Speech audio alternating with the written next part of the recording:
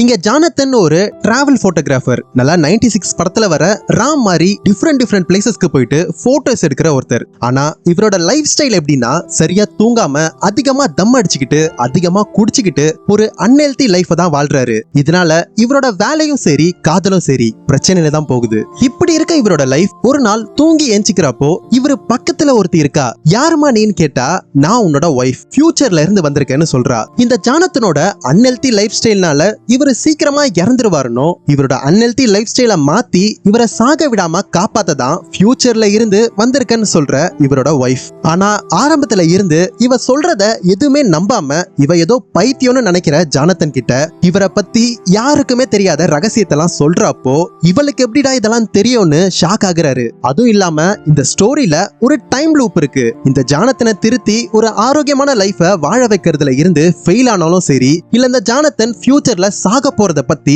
அதிகமா அவர்கிட்ட சொன்னாலும் சரி, இந்த ஃபியூச்சர் ஒய்ஃபோட டைம் டிராவல் ரீசெட் ஆகும். மறுபடியும் முதல்ல இருந்து அந்த ஜானத்தனை பார்த்து பேசி சொல்லி புரிய வச்சு அவரை திருத்த முயற்சி பண்ற அவரோட ஃபியூச்சர் ஒய்ஃப் இப்படி ஒரு முறையும் ஃபெயில் ஆகி மறுபடியும் முதல்ல இருந்து ஆரம்பிக்கிறா. அவரோட ஃபியூச்சர் ஒய்ஃப் இந்த டைம் லூப்ல இருந்து தப்பிச்சாங்களா, இவங்க உயிரா நினைக்கிற அவங்களோட ஹஸ்பண்ட் ஃபியூச்சர்ல சாக போறதுல இருந்து காப்பாத்தினாங்களான்னு ஒரு லவ் ஸ்டோரிய சயின்ஸ் ஃபிக்ஷனோட கலந்து ரொம்ப அழகா சொன்ன படம் தான் so a wife from the future. இதே மாதிரி நிறைய மூவி ரிலேட்டட் ஸ்டோரிஸ்க்கு சப்ஸ்கிரைப் பண்ணி ஃபாலோ பண்ண மறந்துடாதீங்க.